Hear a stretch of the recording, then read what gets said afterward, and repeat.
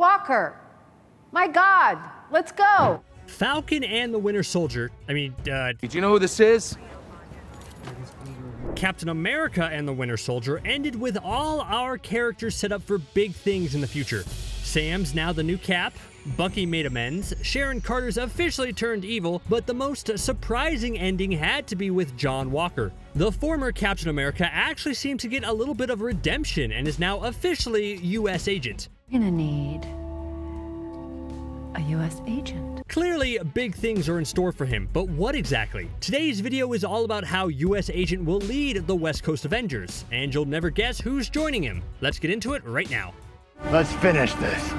Were you surprised with how the finale of Falcon and the Winter Soldier treated John Walker? I certainly was. The version of the character we saw in the finale was a lot different than the rage-filled poser we saw beating a man to death with Cap's shield while the whole world watched just a few episodes ago. The ending of episode 5 seemed to suggest that John Walker had completely and utterly snapped and was going to keep being Captain America on his own, even if it meant making his own shield out of less than stellar parts. He even pinned his old medals to the back of it for extra motivation, kind of like one of those hang in there Cap posters. Anyways, he looked nuts. But then the show swerved a bit in the finale. Yes, he showed up to the final fight still dressed as Captain America, but he actually wasn't much of a hindrance. In fact, he helped out a good amount. And Bucky and Sam were both too busy to really say anything at the moment. It's Carly.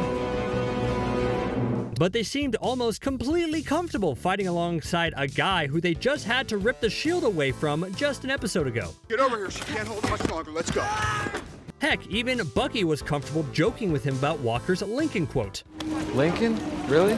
Great man. Great quote. Not when you say it. And there was certainly a moment where John Walker proved he wasn't all bad. He snapped out of his serum funk and decided to try to save the hostages rather than go after Carly. That's a huge choice and shows that although his methods are extreme, John is still a hero who wants to do good. So by the end of the show, Walker had new digs and a new benefactor in Valentina Allegra de Fontaine. Or Val. Just don't let her hear me calling her Val, please, for my sake. Don't call me that. Copy. He had happily moved on from his Captain America mantle and seemed like an overjoyed puppy when he heard he'll go by U.S. Agent now. Clearly, he's being set up for big things in the MCU going forward, but where exactly will he fit? Well, I think a great spot for him would be the West Coast Avengers, where he could be joined by some new and returning MCU characters. Let me explain.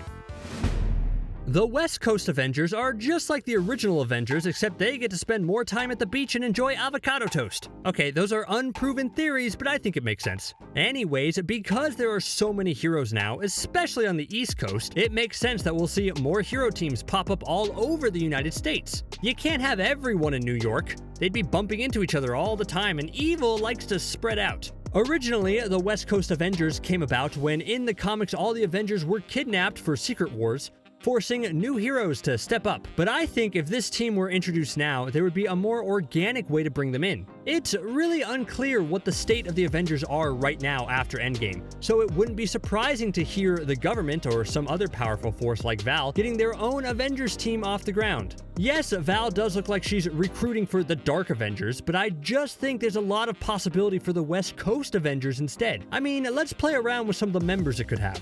Obviously, U.S. Agent would lead, but who else? So we gotta assume they're coming back, right? And they can clearly find us. We need all hands on deck. Well, we know White Vision is still running around out there somewhere looking for a place to go, and in the comics, when Vision was reassembled after being destroyed, he came back in a blank, emotionless state and then joined up with the West Coast Avengers. Doesn't it sound like the MCU could adapt that easily so White Vision joins U.S. Agent on the West Coast? I mean, he's looking a little pale lately. He could use some sun. But these other members could be equally as exciting. We know Moon Knight is getting his own series very soon where we'll see Oscar Isaac kick a serious butt as the anti-hero. He's going to be insanely popular, so it would be wise to place him on the West Coast Avengers, as well as to see how he interacts with someone like U.S. Agent. Another member could be none other than the Human Torch. That's right, think about that possibility. We know the Fantastic Four are on their way, so what if instead of introducing them all at once and splitting up their screen time, we introduce Johnny Storm first and get to know him more in the West Coast Avengers before putting him in the Fantastic Four movie. I'm not sure how that timeline would work out, but it would be a different way of doing things to not copy what has come before.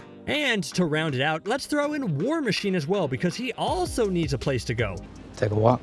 and I feel like the government would want him there to keep an eye on what US Agent is up to. This sounds like such a wacky team-up, but just imagine how awesome that would be to see.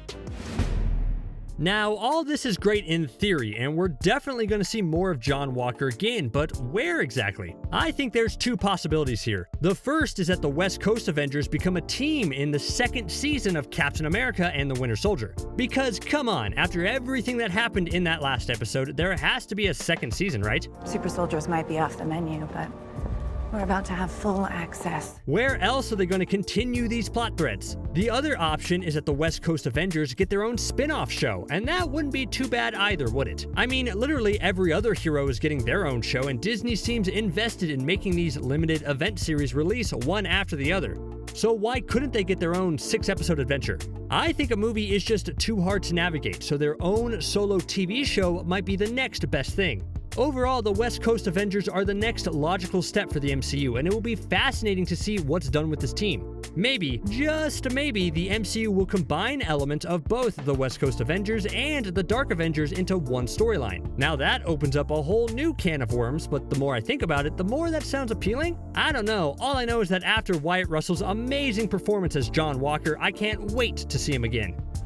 Part of me wants to give John a new shield, but on the other hand, I kind of hope he keeps his dented, poorly put together one and we just watch over time how it keeps getting more damaged. That would be appropriate for his character, don't you think?